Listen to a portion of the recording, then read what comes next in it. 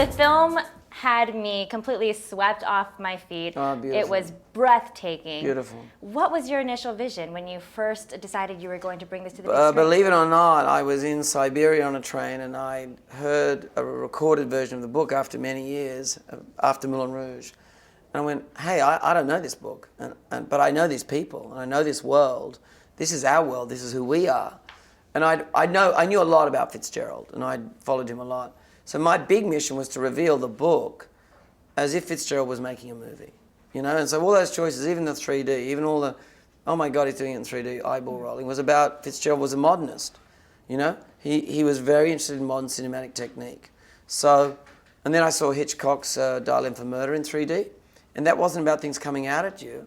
It was about being drawn into actors. It was about acting in 3D. So these things all came from Fitzgerald, really. I was going to ask you about shooting in 3D, why you decided to shoot in 3D, because sometimes we're still a little skeptical about seeing a live action film in 3D, but I think that it really worked for this film. It was so much more magical. Thank you. And I think too, like, the film might start with all the razzle-dazzle, which is great, because Gatsby's all razzle-dazzle.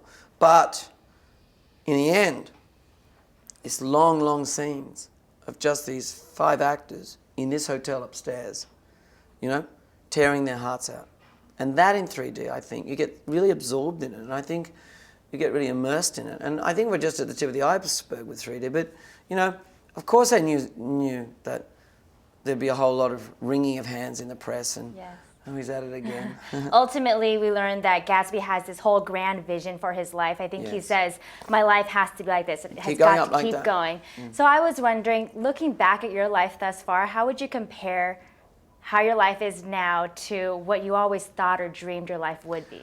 Look, I always be careful about sounding fantastically pretentious, and now I realize I can't help it, like I just do.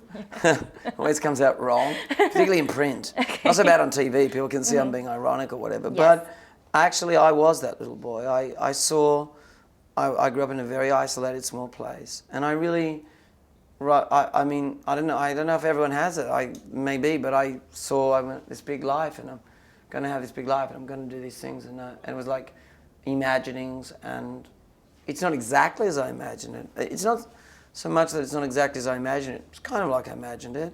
It just, nothing feels quite like what you imagine it's going to be. Right. I mean, I'm sure it turned out way better than you even imagined. Well, it's more that I've lived it so long. Yes. I've been doing this all my life, and it doesn't feel that different. The only really thing I didn't imagine was 2 children, which I've got, and they're unimaginable. I couldn't have imagined them. Made in Hollywood.